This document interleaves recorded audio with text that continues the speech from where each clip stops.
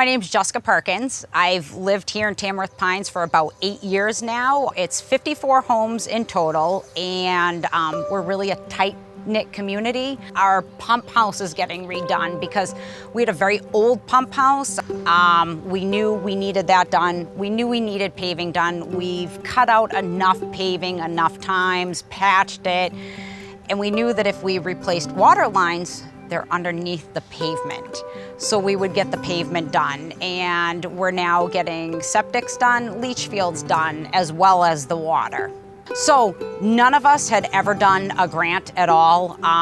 We didn't even know where to turn to. So we actually reached out to Community Loan Fund. I myself have a couple of times to make sure that we were following guidelines, where they can help us, what they can do to help us, because again, none of us had ever dealt with this and we really weren't sure how to go about it. Obviously, there's a lot of paperwork that's involved.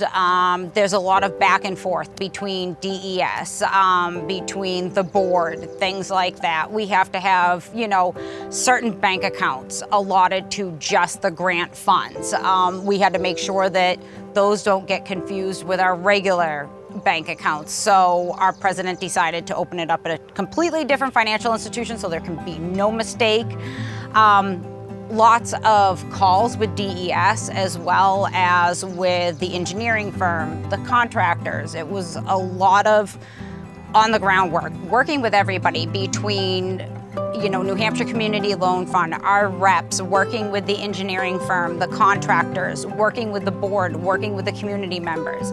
It means that we have a longevity now of our infrastructure. We're not going to have failing infrastructure for any foreseeable future, and our rent will remain the same because we did get a phenomenal grant opportunity. So now we're getting done what we need to without it costing the homeowners. Community Loan Fund has helped us a lot. DES has been wonderful. We have our own reps through them, so it's been really great.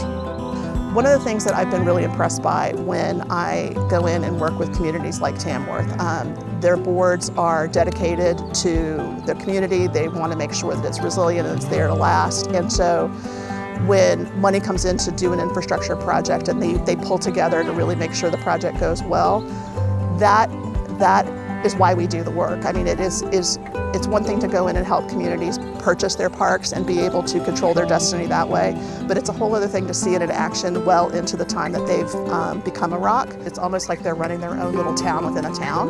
And so in order to be able to take on doing a large infrastructure project like replacing their water system or replacing their wastewater system, they have to be prepared to deal with things that you in your real life would never deal with engineers and contractors and city permitting and all of those sorts of things. So our role in working with them as part of their coaching, we work with them every day on coaching, on governance of their organization and of their co-op so that it's managed appropriately. But when these large projects happen, making sure that they understand the right questions to ask, making sure that they've got the right resources in place to be able to maintain that. So when they're given money from either a federal or state agency or what have you, one of the things they have to do is show that they're going to be able to take care of that asset they're getting money for. The thing that holds us all together at the Community Loan Fund and the ROC and H team, all of it is about empowering the communities, and it is about making sure that there's affordable, sustainable housing for folks with lower incomes throughout our state. And before I came to the Community Loan Fund, I didn't know this was even an option for folks, and seeing it in action is just really, it reminds me why I'm here every day doing the work. So the overall impact of all of this is going to be, we're going to have better infrastructure, we're going to have better roads, we're going to have better water pipes, we're going to have better septics, we're going to have better leach fields. And realistically, that saves us money down the line.